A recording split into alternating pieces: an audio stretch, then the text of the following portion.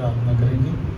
परमेश्वर, आज हम आपके वचन को सुनने जाते हैं। हमें पाए परमेश्वर आपका वचन हमसे बात करें, हम घटें, आपका नाम ऊंचा हो। परमेश्वर, हम सभी की अगुवाई करना, ताकि प्रभु हम वचन सुन के ना चले जाएं, परंतु परमेश्वर 100 गुना फल लेकर आए अपने जीवन में। यीशु के नाम से मांगते हैं, आमीन। आप सभी को एक बार फिर से प्रभु यीशु मसीह के मधुर नाम से जय मसीह की। परमेश्वर आप सभी को बहुत बहुत आशीष दे।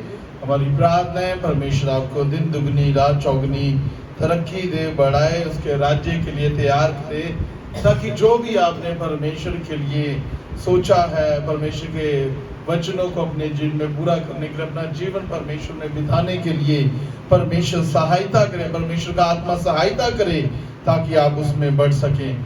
आज का जो हमारा टॉपिक है वो अनएक्सपेक्टेड होप, ऐसी आशा जिसके बारे में कभी सोचा भी ना था, ऐसी आशा जिसके बारे में कभी विचार भी नहीं किया था, ऐसी आशा जो कभी हमारे दिमाग में भी नहीं आई थी, लेकिन हम जानते थे एक ना एक दिन तो कभी ना कभी तो हमारा भला होगा। एग्जाम्पल के लिए, कई बार हम व्याकुल होते हैं एक कार खरीदने के लिए। व्याकुल मतलब हमें लगता है कि शायद नहीं खरीद सकता मैं, मेरे पैसे से, या मेरे पास उतना नहीं है तो मैं नहीं कर पा रहा मैं। लेकिन एक होप तो होती है, एक आशा तो होती है कि एक दिन लूंगा, एक दिन तो गाड़ी मेरे पास होगी। मैं बचपन में जब था तो मैंने जैसे हमेशा बात करी है, हम बहुत गरीब परिवार में से थे, तो मैं हमेशा एक बात को सोचता था कि जब हम बड़े हो जाएंगे, जब हम बड़े जवान लड़के बन जाएंगे, जब हमारी शादियां हो जाएंगी, जब हमारे बच्चे होंगे, तो हम भी अपने बच्चों को अच्छे अच्छे स्कूल में डाला करेंगे। तो मैं जब हम सरकारी स्कूल के पढ़े हुए हैं तो हम बहुत कम फीस ना समानती में होती ही नहीं थी, कई बार तो दे दो ठीक है, नहीं दी तो तब भी कोई बात नहीं थी। तो वहाँ पर एक, मैं अपने बचपन की बात बता रहा हूँ, जब मैं छोटा ज़्यादा भी नहीं था, कम से कम +2 और 11वीं क्लास का स्टूडेंट था, तो हमारे वहाँ एक बड़ा महंगा स्कूल था उस समय में, तो उसकी फीस होती थी 2500 रुपये। तो एक हमारे वहाँ डॉक्टर रहती थे, तो उसका बेटा वहाँ पर पढ़ता था, तो हम बहुत बात करते थे, यार इनका बेटा ना ऐसे स्कूल में पढ़ता है जो बहुत महंगा स्कूल है, वहाँ पर 2500 रुपया उसकी फीस है। तो हम दोस्त होते आपस में बात करते हैं, कोई बात नहीं, जब मैं भी बड़ा होऊंगा ना, मैं भी अपने जब बच्चों को ना बड़े स्कूल में डालूंगा। तो जब आज के दिन हम उस बात को देखते हैं अपने जीवन में कि वाकई में परमेश्वर ने उस काबिल किया, उस होप को पूरा किया जो हमने अपने अंदर रखी थी कि तुम कर सकते हो, तो मैं हैरान हो जाता हूँ कई बार कि आज हम एक महीने का बच्चे का 10-10 हज़ार रुपया भी दे रहे हैं, तो परमेश्वर उसमें सहायता करते हैं। आमीन। परमेश्वर कभी भी जो हमारी आशाएं हैं उनको ऐसे नहीं रहने देता। अनएक्सपेक्टेड आशा जो कभी सोची भी ना हो, प्रभु उसको पूरा कर सकता है। तो प्रिय, जो आशाएं हमने परमेश्वर के ऊपर लगाई हैं वो क्यों नहीं पूरी करेगा। मैं एक एग्जाम्पल देना चाहता हूं बाइबल में से। जब इजरायली मिस्र की गुलामी में थे, परमेश्वर की दुहाई दे रहे थे, परमेश्वर आप हम पर दया करें, परमेश्वर आप अपना अनुग्रह हम पर करें, हमें इस गुलामी से निकालें, हमें इसमें से आजाद कर दें। There was no any hope.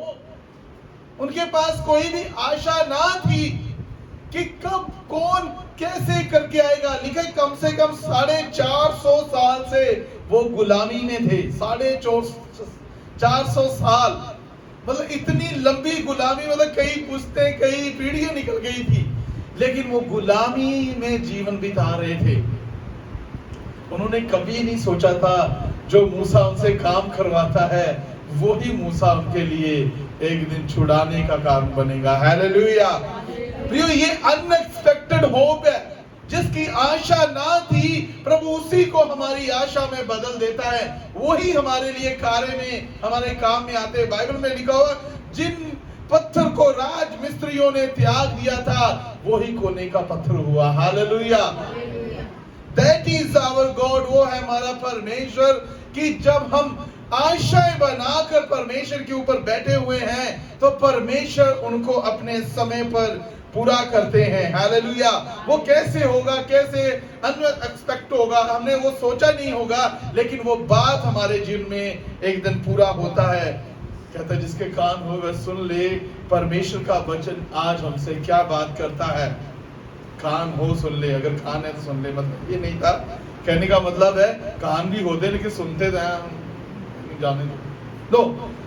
वचन जब तक रिसीव नहीं होगा तब तक वचन काम नहीं आएगा। इसलिए बड़े ध्यान से इस बात को सुनिए। मैं वचन को पढ़ने जा रहा हूँ, यिर्मयाह उसका 29 अध्याय उसकी 11। मैंने कहा ये मेरी हमेशा के लिए मेरी फेवरेट बाइबल की वर्ड्स है।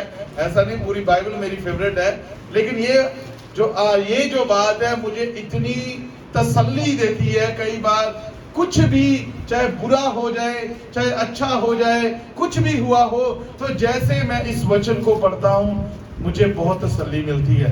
यिर्मयाह उसका 29 अध्याय उसके 11 आयत में क्या लिखा हुआ है बाइबल में? इस प्रकार कहता है, क्योंकि यहोवा की ये वाणी है कि जो कल्पनाएं मैं तुम्हारे विषय में करता हूँ उन्हें मैं जानता हूँ, वे हानि की ही नहीं वरन कुशल ही की हैं, और अंत में मैं तुम्हारी आशा पूरी करूंगा। हालेलुया। मैं तुम्हारी आशा पूरी करूंगा कब? अंत में, नो पहले में नहीं। होगा पूरा, लेकिन उसके राइट समय पर। लेकिन जो कल्पनाएं हो रही है, तुम्हारे साथ बुरा हो रहा है, चाहे तुम्हारे साथ अच्छा हो रहा है, कुछ भी हो रहा है तुम्हारे साथ, ये याद रखना, ये मेरी कल्पनाएं हैं। ये मेरी कल्पनाएं हैं जो मैं तुम्हारे लिए कर रहा हूं। हालेलुया। ये परमेश्वर की कल्पनाएं हैं जो परमेश्वर हमारे साथ होने देता है। हम बीमार हैं, क्यों बीमार हैं? हमारे पास अभी ये आशीष क्यों नहीं आ रही? मेरी नौकरी अभी तक पक्की क्यों नहीं हो रही? मुझे जॉब क्यों नहीं मिल रही? मेरे पास अभी तक गाड़ी क्यों नहीं आ रही?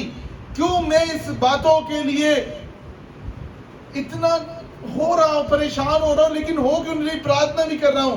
परमेश्वर कहता है, ये मेरी कल्पनाएं हैं और इन्हें मैं जानता हूं। ये जो हो रहा है मैं इन सबको जानता हूं। मैं तुम्हारी आशा पूरी करूंगा, लेकिन कब?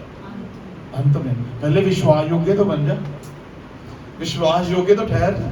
थोड़ी बातों में तो विश्वास योग्य ठहर जा, तभी तो मैं तुझे थोड़े में अगर तू कर रहा है तो मैं बहुतों का भी तुम्हें अधिकारी बनाऊंगा। अगर तू बाइक से चल चल कर आ रहा है प्रभु के भवन में, तो मैं तुझे एक दिन गार भी दूंगा। अगर तू मेरे लिए अपनी छोटी सी भेंट में से थोड़ा थोड़ा ही डाल रहा है, एक दिन मैं तुझे जॉब दूंगा ताकि तुम अच्छे से डाल सको। अनएक्सपेक्टेड हो, ऐसी आशाएं मैं भी परमेश्वर के लिए बड़ा करना चाहता हूं। तो प्रभु कहता, what you have do now, अब भी जो तुम्हारे पास उसके साथ करो, वो फिर मैं पूरी बात नहीं करूंगा, लेकिन होगा जरूर। परमेश्वर उससे पहले हमें वफादार, फेथफुल, ईमानदार बनाना चाहते हैं, ताकि बाइबल का वचन है ना, जब आदम और हवा को फल खाने के लिए मना किया था, तो बाइबल लिखा वहां पर एक और भी फल था। वो क्या था? एक और भी वृक्ष था, जीवन का वृक्ष। वो भी देना था, लेकिन वो ले ना पाए, कारण उन्होंने पहले ही वो किया जिसके लिए मनाई।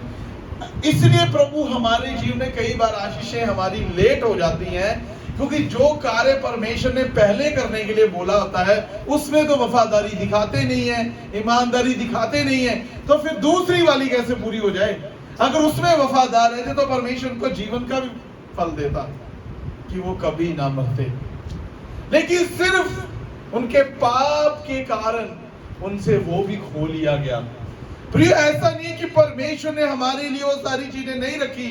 परमेश्वर ने रखी है, उसको पता है, और जैसे हम बात भी करते कि वो जानता है हमें किन किन बातों की आवश्यकता है, लेकिन वो चाहता है पहले हम ईमानदार हो जाएं, वफादार हो जाएं, सही बन जाएं। उसकी अगर 12 को पढ़ते हैं तो उसमें इस प्रकार लिखा हुआ है, तब उस समय तुम मुझे पुकारेगा और आकर मुझसे प्रार्थना करोगे और मैं तुम्हारी सुनूंगा। हालेलुया।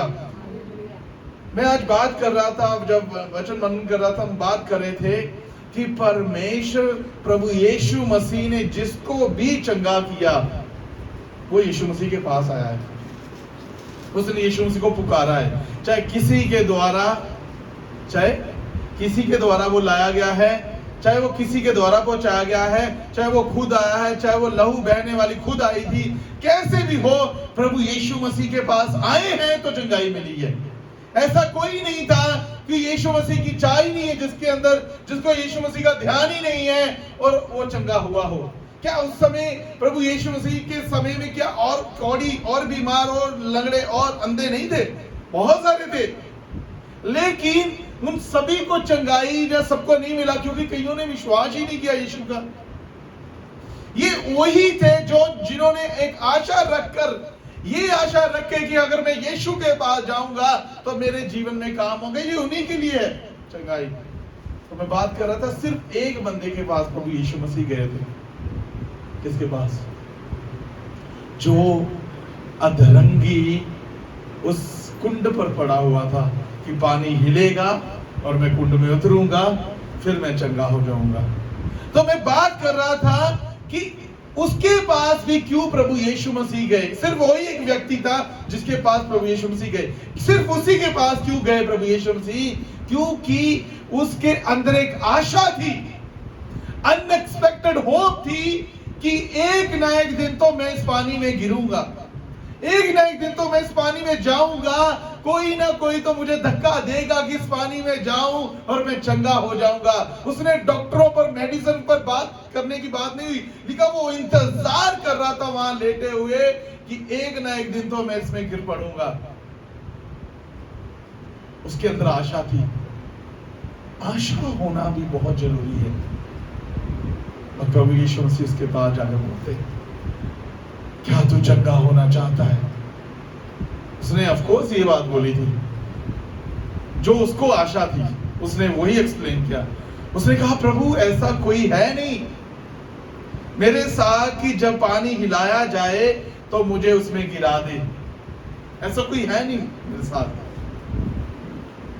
अभी कोई उसके साथ भी नहीं है, फिर भी वहां लेटा हुआ है। इसका मतलब उसके अंदर होप तो थी ना, एक दिन तो होगा। वो आशा हमारे अंदर होना बहुत जरूरी है कि एक ना एक दिन तो कोई आएगा, मुझे इस पानी में गिराएगा और मैं चंगा हो जाऊंगा। प्रभु उस आशा को देखते हैं कि इसके अंदर चंगा होने की इच्छा है। तो जो पहले कह दे मैं ठीक ही नहीं हो पाऊंगा, चाहे मैं पानी में भी गिर जाऊं तो मैं ठीक नहीं हो पाऊंगा, तो वो वहां टिकता ही नहीं, वो वेट कर रहा था। इसलिए प्रभु यीशु मसीह उसके पास गए। तो यीशु मसीह ने कहा, मैं चाहता हूं कि तू चंगा हो जाए, अपनी खाट उठा और चलता बन। और उसी समय बाइबल में लिखा कि वो चलने फिरने लगा। Hallelujah. That is our hope in God. और हमारी ऐसी आशा जिसके बारे में हमने विचार ना किया हो। उसने कभी नहीं सोचा होगा कि शायद कोई आकर पानी में गिराकर चंगाई नहीं देगा, मुझे ऐसे ही शब्द से ही चंगा कर देगा। हालेलुया। कहता है, जब तू मुझे पुकारेगा मैं तुझे उत्तर दूंगा। जब तू मुझे पुकारेगा मैं तुझे, देखो कितने अच्छे से लिखा है, तब उस समय तुम मुझे पुकारोगे और आकर मुझसे प्रार्थना करोगे। कई लोग कहते हैं ना प्रार्थना नहीं करनी चाहिए, प्रार्थना करने की जरूरत नहीं है। तो यहाँ पर बाइबल में लिखा हुआ है, तुम मेरे पास आओगे और मेरे पास आओगे फिर प्रार्थना करोगे। तो आना बहुत जरूरी है। उसके लिए प्रार्थना कर दो, उसके लिए प्रार्थना कर दो, प्रार्थना तो होती जाती है। फिर आप सोचते हैं कि काम तो हुआ नहीं, क्यों नहीं हुआ? कई बार ऐसे प्रार्थनाएं होती हैं जो आप करते रहते लेकिन बात नहीं बनती, क्योंकि उसके अंदर भी तो एक होप होना चाहिए, एक आशा होनी चाहिए कि इससे मेरे लिए प्रार्थना करे। क्योंकि प्रभु जिसको चंगाई देता है ना, आप याद रखिए, परमेश्वर उसकी गवाही भी चाहता है कि जिसको चंगाई मिले वो आखिर गवाही भी दे। और जिसके अंदर ये चाहना ही नहीं है कि मैं गवाही दूंगा, आप करी जाओ अपना काम, तो इतना सस्ता नहीं है हमारा परमेश्वर कि लोग ऐसे, इसलिए शायद मसीहों को कोई नहीं, इनको बोल दो प्रार्थना करने के लिए। ऐसे प्रार्थना नहीं होती। इसके लिए प्रार्थना करते। ऑफ कोर्स वी प्रे, लेकिन हमारा परमेश्वर इतना सस्ता नहीं है कि कोई भी आकर उससे कोई नहीं आप उधर से कर दो भाई, ऐसे प्रार्थना नहीं होती। You have to come. कहता तुम्हारा धर्म ग्रंथ तुम्हारे फरीसियों ग्रंथियों से ज्यादा होना चाहिए। हमारे अंदर जो परमेश्वर ने जो हमारे ऊपर आशा है, क्या ये इजी तरीके से मिली हमें? हमने इसके लिए बहुत यत्न, बहुत मेहनत, हमें एक विश्वास था कि एक दिन ये कार्य होगा, तभी जाकर परमेश्वर ने हमारे जीवन में पूरा किया। उसके बाद उसकी 12 आयत में इस प्रकार कहता है, तुम मुझे ढूंढोगे और पाओगे भी, क्योंकि तुम अपने संपूर्ण मन से मेरे पास आओगे। और दूसरी बात है संपूर्ण मन। पहली बात है कि हमें आना होगा और प्रार्थना करनी होगी। दूसरा है संपूर्ण मन से। हम आते तो हैं चर्च, लेकिन मन कहीं और ही है, यह संपूर्ण मन नहीं है। इसीलिए हमारी प्रार्थनाएं, हमारी विषय लेट हुए होते हैं। क्यों नहीं पूरे हो रहे? क्योंकि कभी संपूर्ण मन से आए ही नहीं। जैसे दाऊद कहता है, मैं खुश होया जदों मैनू आखन लगे कि आओ यहोवा दे घर चलिए। कहता मैं खुश हो गया जब मुझे पता चला कि हम परमेश्वर के भवन में जा रहे हैं। लेकिन मसीह लोग जैसे संडे आए, संडे चर्च जाना पड़ेगा, मैंने तो घूमने का प्लान बनाया था, अरे यार चर्च जाना पड़ेगा, चलो चर्च में क्या है, रहने भी देंगे तो कोई बात नहीं। तो ये संपूर्ण मन नहीं है प्रियो। इसीलिए हम स्ट्रगल कर रहे हैं आज भी, इसलिए आज भी दुख उठाने पड़ रहे हैं कि हमारे जीवन में चमत्कार क्यों नहीं हो रहा, क्यों हमारी वो आशा पूरी नहीं हो रही जो हम लगा कर बैठे, कब से लगा कर बैठे, कब से बात करें, कब से प्रार्थना करें, पूरा क्यों नहीं हो रहा? क्योंकि संपूर्ण मन पता कैसे होता है? किसी के और के बारे में सोचा जाता है, किसी और के बारे में, सिर्फ अपना परमेश्वर। चाहे फिर कोई भी आए, रिश्तेदार आए, कोई भी आए, कोई भी हो, मैं परमेश्वर के भवन में जा रहा हूँ एंड डोंट स्टॉप मी। कोई बहाना नहीं बनने देंगे। हम खुद बहाना ढूंढते, कुछ ना कुछ बहाना बन जाए और मैं चर्च ना ही जाऊँ, कोई ना कोई कुछ कह दे, हाँ मेरी कुछ ना कुछ तो प्रॉब्लम घर में क्रिएट हो जाए जिसकी वजह से चर्च ना जाना पड़े। फिर हम पास्टर जी को बोल दें, पास्टर जी ये समस्या है कि बीमार है ना, इसलिए हम ना आए। पास्टर क्या बोलेगा? कोई बात नहीं आए तो फिर वही छोटी सी बीमारी जिसके लिए बहाना बनाया होता है, वही छोटी सी प्रॉब्लम जिसके लिए आप बहाना बनाया होता है, बाद में बड़ी समस्या हो जाती है। क्रिएट किसने की? खुद। संपूर्ण मन से तुम मुझे ढूंढोगे, कहता तो मेरे पास आओगे, संपूर्ण मन से। आज इस बात को याद रखें कि मैं परमेश्वर के भवन में सिंपली बैठने के लिए नहीं आया हूं। मैं ऐसे नहीं आया हूं कि आया और चला जाऊंगा। मैं आया हूं ताकि उससे कुछ प्राप्त करूं। हम बोलते हैं कि हमारा परमेश्वर गरीब परमेश्वर नहीं है। हम ये कहते हैं हमारा परमेश्वर कोई तो ऐसा नहीं कि जिसके पास कुछ है। हम कहते हैं हमारा परमेश्वर अमीर परमेश्वर है। और हम ये भी बातें बोलते हैं, we are the sons and daughters of God. हम परमेश्वर की संतान है, हम उसकी पुत्र हैं, उसके पुत्रियां हैं, हम बोलते हैं। लेकिन परमेश्वर का वचन कहता है, वेयर इज योर हार्ट? तुम्हारा संपूर्ण मन कहाँ है? What I want from you, जो मुझे तुमसे चाहिए। तब परमेश्वर हमसे बात करता है।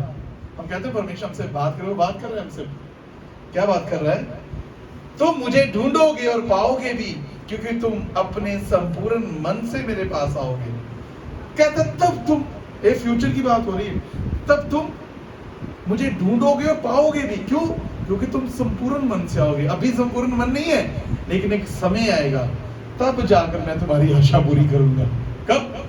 जब तुम संपूर्ण मन से आओगे। ऐसी आशा जो हमने परमेश्वर पे लगा के रखी है और इंतजार में है, एक ना एक दिन तो वो पूरा होगा।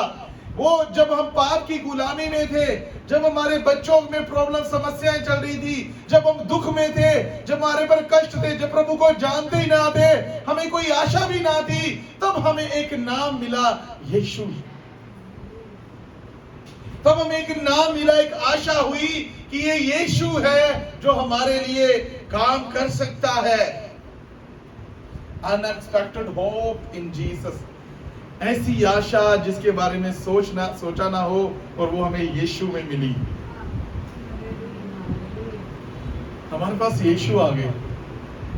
हम तो पापी थे, हम तो गालियां देने वाले, बुरा बोलने वाले, चोरी करने वाले, निंदा करने वाले, चुगली करने वाले, बीमारी में सड़ रहे थे, बीमारी में पड़े थे, मरने वाले थे। कई कुछ विचार मन में थे, कई कुछ पता ही नहीं था यीशु के बारे में, क्या क्या सोच रहे थे, कहां जाकर हम क्या क्या नहीं कर रहे थे, मत्थे टेक रहे थे, क्या क्या नहीं कर रहे थे। लेकिन जब यीशु आया, हमारा जीवन बदल गया। हमें वो आशा मिली जिसके बारे में हमने कभी हमारे ध्यान में नहीं था, ना हमारे बाप दादों ने डाला, ना हमें किसी के बारे में पता नहीं। और वो आशा हमें मिली कि यीशु में सब कुछ हो सकता है।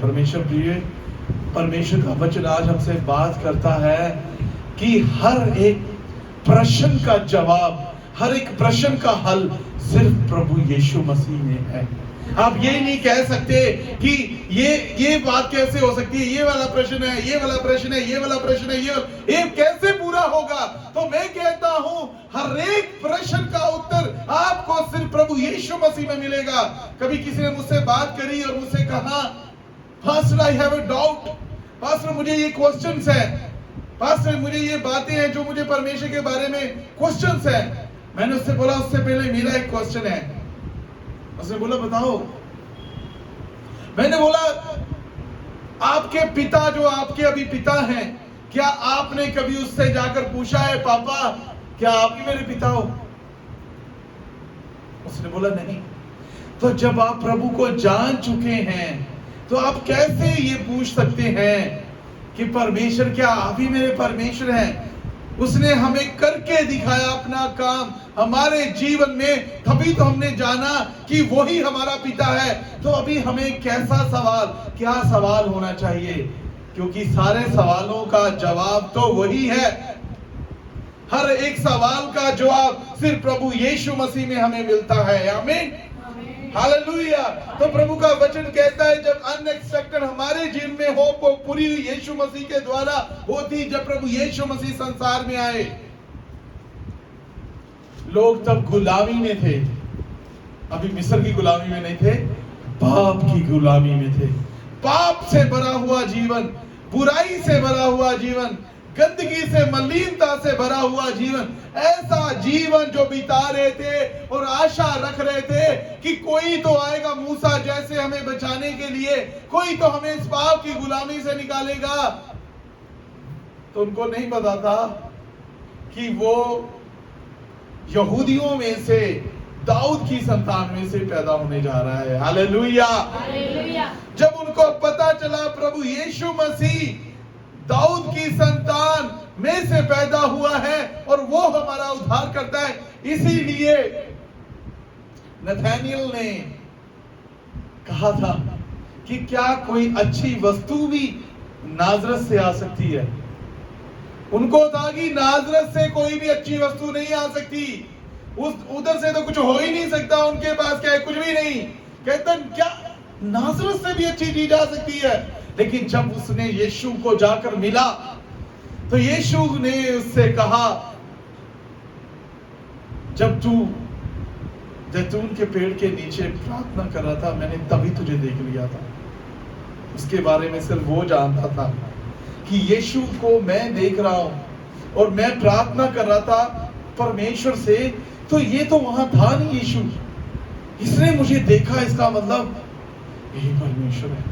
तो क्या अभी और कोई सवाल है उसके पास पूछने के लिए?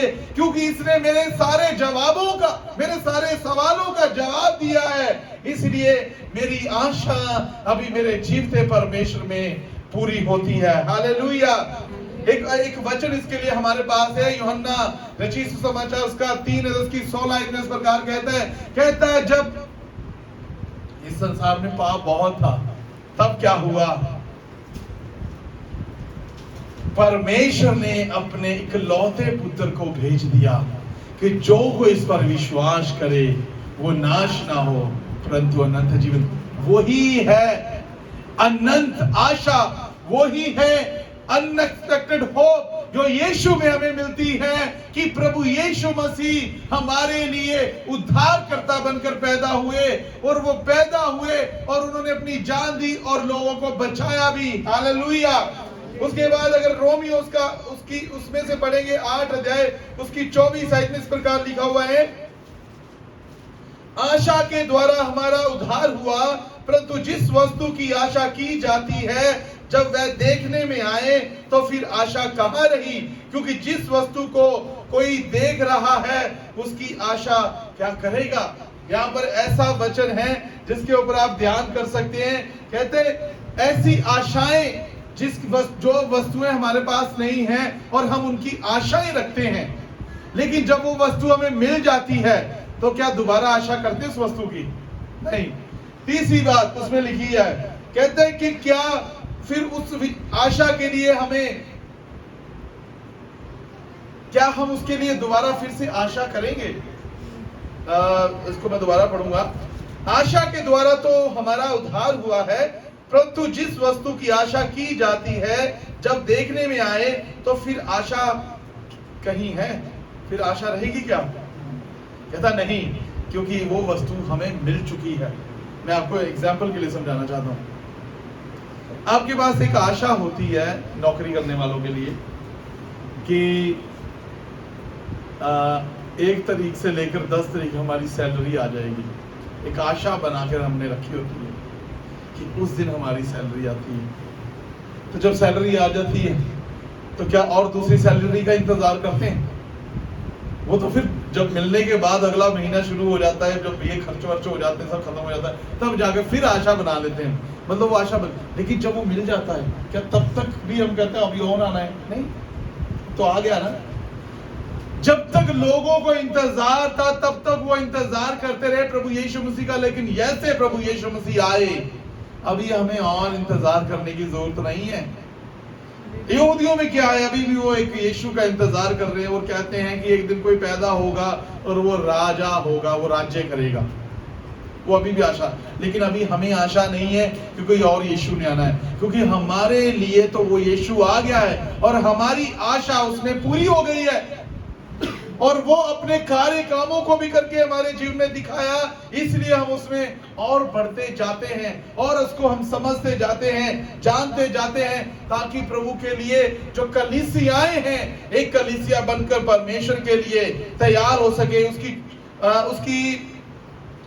25 आयत में, परंतु जिस वस्तु को हमने नहीं देखते यदि उसकी आशा रखते हैं तो धीरज से उसकी बाट जोते भी हैं। अभी दूसरी आशा क्या है हमें, अनएक्सपेक्टेड हो, वो क्या है कि एक दिन प्रभु यीशु मसीह बादलों पर आएंगे। हालेलुया। बादलों पर प्रभु यीशु मसीह एक दिन आएंगे। जहां ये कह लीजिए एक दिन मैं स्वर्ग में जाऊंगा। ये किसमें है हमें आशा? किसमें आशा है हमें? प्रभु यीशु मसीह में। प्रभु यीशु मसीह में हमें वो आशा है और वो चाहता है, वो आशा हमारे जीवन में वो पूरी करना चाहता है। और वो चाहता है मेरे इंतजार में, अभी हमें इंतजार है, अभी आशा है हमें क्या कि एक दिन प्रभु यीशु मसीह आएगा, एक दिन प्रभु यीशु मसीह पैदा होगा, एक दिन प्रभु यीशु मसीह पैदा होगा। कैसे? बादलों पर। पैदा होने वाले तो कोई और ही थे। वो सोच रहे हैं यहूदी लोग कि एक दिन प्रभु यीशु मसीह पैदा होंगे। नहीं, हमारे लिए पैदा नहीं होंगे। प्रभु यीशु मसीह जीवते हैं, जीवित स्वर्ग में गए और बादलों पर वो कहता है हमें लेने के लिए आएगा और हम एक दिन स्वर्ग में उठा लिए जाएंगे। पहला पत्रस उसका 1 अध्याय उसकी 3 आयत में इस प्रकार लिखा है, हमारे प्रभु यीशु मसीह के और परमेश्वर और पिता का धन्यवाद दो जिसने यीशु मसीह के मुंह में से जी उठने के द्वारा अपनी बड़ी दया से हमें जीवित आशा के लिए नया जन्म दिया। हालेलुया। लेकिन प्रभु यीशु मसीह बादलों पर आएंगे तो वही उसके साथ जाएंगे जो पिता पुत्र पवित्र आत्मा के नाम से पानी में डूबकर बपतिस्मा लेकर नया जीवन प्राप्त किया है। वही प्रभु यीशु मसीह के साथ स्वर्ग में उठा, कहते हैं इसलिए प्रभु यीशु मसीह में हमें आशा है कि वो जन्म जो हमें नया जन्म मिला है, उसके बाद हम उसके साथ, इसलिए तो हमने बैप्टिज्म लिया था। क्यों लिया था हमने बैप्टिज्म? कि हम कहाँ जाएंगे? किस लिए लिया था बैप्टिज्म हमने?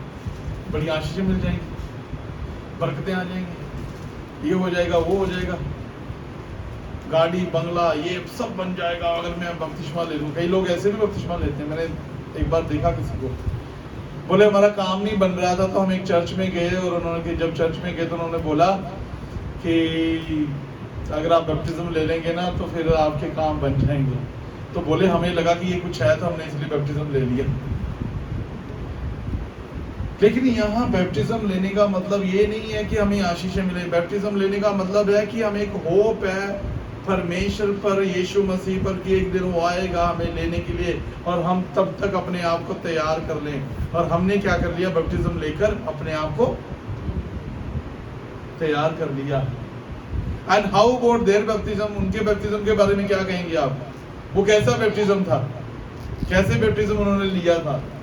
क्योंकि परमेश्वर का जो बैप्टिज्म है वो तो ये है कि जैसे हमारा पुराना जीवन खत्म हो गया जब हम बैप्टिज्म लेते हैं, और जब नया जन्म शुरू हुआ, फिर वो जन्म सिर्फ यीशु के लिए जी रहे हैं हम, और उसके बाद जो रहे हैं कि एक न एक दिन तो प्रभु यीशु मसीह इस संसार में वापस आएंगे। हम ये तो नहीं कहते उसको लेने के लिए, मुझे लेने के लिए। एक दिन मैंने किसी से पूछा कि अगर प्रभु यीशु मसीह हमें लेने के लिए आएंगे तो कितने लोगों को लगता है कि मैं उसके साथ स्वर्ग में जाऊंगा? अगर मैं आपसे पूछूं कि जब प्रभु यीशु मसीह बादलों पर आएंगे तो आपको कितने लोगों को विश्वास है कि हम स्वर्ग पर जाएंगे? हाथ खड़ा करिए। यस। तो मैं माफ करना, लेकिन वहां पर मुझे ऐसे मिला कईयों के हाथ ही नहीं खड़े। मैंने बोला क्या आपको नहीं विश्वास कि जब प्रभु यीशु मसीह बादलों पर आएगा तो आप उसके साथ स्वर्ग में जाएंगे? बोलते नहीं। क्यों? क्योंकि अभी भी हमारा पाप वाला जीवन है। अरे इसका मतलब कि पापी स्वर्ग में नहीं जाएंगे, तो फिर इसका मतलब है कि आपको पता है, तो फिर बदलने का समय कब है? तो यही समय था कि फटाफट बदलो कि यार अगर प्रभु यीशु मसीह आ गया तो फिर मैं जा नहीं पाऊंगा स्वर्ग में। अगर नहीं जा पाऊंगा इसका मतलब मुझे पहले रेडी रहना पड़ेगा, और तैयारी अभी से करनी होगी कि जो आशा हमने उस पर लगा रखी है वो पूरी भी तो होनी है। इसलिए मुझे नहीं लगता कि most of the people are waiting for Jesus to come back. मुझे नहीं लगता कि कई लोगों को आशा होगी कि प्रभु यीशु मसीह वापस आए हमें लेने के लिए, क्योंकि उनको तो आशा ही नहीं है, उन्होंने अपने आप को बदला ही नहीं है। अगर उन्होंने नहीं बदला तो मुझे लगता है कि उनको विश्वास ही नहीं कि प्रभु यीशु मसीह आएगा। ऐसा कुछ नहीं होने वाला। वो मुंह से तो बोलते हैं कि हाँ यीशु मसीह है, देयर इज गॉड, यीशु मसीह हमारा परमेश्वर है, लेकिन जीवन नहीं बदला, तो वो झूठ बोल रहे हैं। क्योंकि जिसने जान लिया, जिसको पता है कि यीशु मसीह आने वाला है, यीशु मसीह जल्द आने वाला हमें लेने के लिए, वो फिर इंतजार नहीं करता अपने आप को बदलने के लिए। वो कहता है baptise me because I want to change my life. मैं बदलना चाहता हूँ, मुझे बपतिस्मा दो, मैं बदलना चाहता हूँ। मैं अपना पुराना जीवन खत्म करके एक नया जीवन शुरू करना चाहता है, और वो नया जीवन हमें प्रभु यीशु मसीह में मिला। और हमारी आशा प्रभु यीशु मसीह पर ये हुई कि एक दिन वो हमें बादलों पर लेने के लिए आएगा। हालेलुया।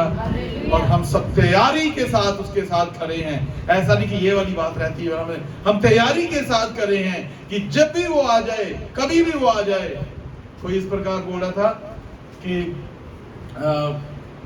हो सकता है प्रभु यीशु मसीह संडे के दिन आए, एटलीस्ट उस दिन तो काफी चेंज आया होता है। संडे में बैठ के चर्च में तो काफी बदलाव आ जाता है ना।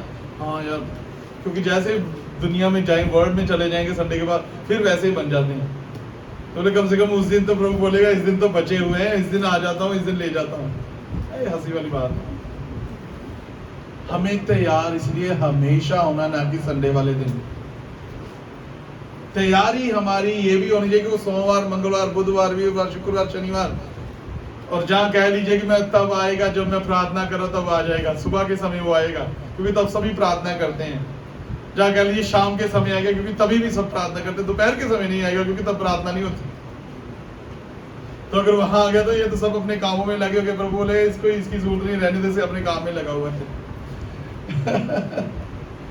कई लोग इतने बिजी होते हैं कि बोले प्रभु यीशु मसीह भी आएगा, तो बोले कि प्रभु यीशु मसीह आप रुकिए, मैं बहुत बिजी हूँ। हालेलुया।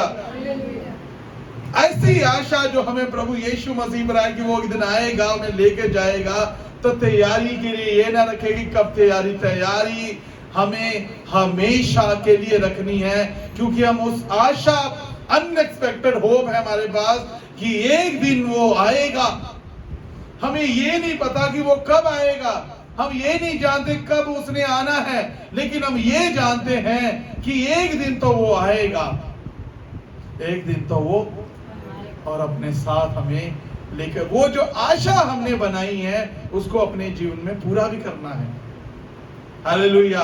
मैं हर एक सुनने वाले जन को ये कहना चाहता, चाहे आप ऑनलाइन भी सुन रहे हैं, कि परमेश्वर हमसे बात करता है, परमेश्वर हमसे कहता है तैयारी अनएक्सपेक्टेड होप के लिए जो यीशु मसीह में है वो हमारी होनी चाहिए कि एक दिन वो आएगा। जिस स्वर्ग की हम बात करते हैं, I will go to heaven, एक दिन मैं स्वर्ग में जाऊंगा, तो वो कहता है तैयारी भी तो होनी चाहिए स्वर्ग जाने के लिए, ताकि हम ये कह सके कि वाकई में ये स्वर्ग गया है। ये ना बातें हो कि पता नहीं ये स्वर्ग गया कि नरक गया। मेरे अंदर एक आशा होनी चाहिए कि मैं स्वर्ग में ही जाऊंगा, लेकिन उससे पहले मुझे तैयार होना है। आज भी कि जितनों ने अभी तक अपना जीवन नहीं बदला है, बैप्टिज्म लेकर, पुराने मनुष्य को छोड़कर, पुरानी पाप वाली जिंदगी को छोड़कर, परमेश्वर आज भी हमें मौका देता है कि अपने जीवन को बदले, क्योंकि उसके आने के बारे में कोई नहीं जानता वो कब आ जाए। इसलिए अपनी तैयारी में रहें कि जब वो आ जाए तो वो अपने साथ हमें लेकर जाए। हालेलुया। आइए अपनी आंखों को बंद करेंगे और प्रार्थना करेंगे, परमेश्वर मुझे तैयारी करने दे, परमेश्वर मुझे अपने आत्मा के द्वारा सिखा कि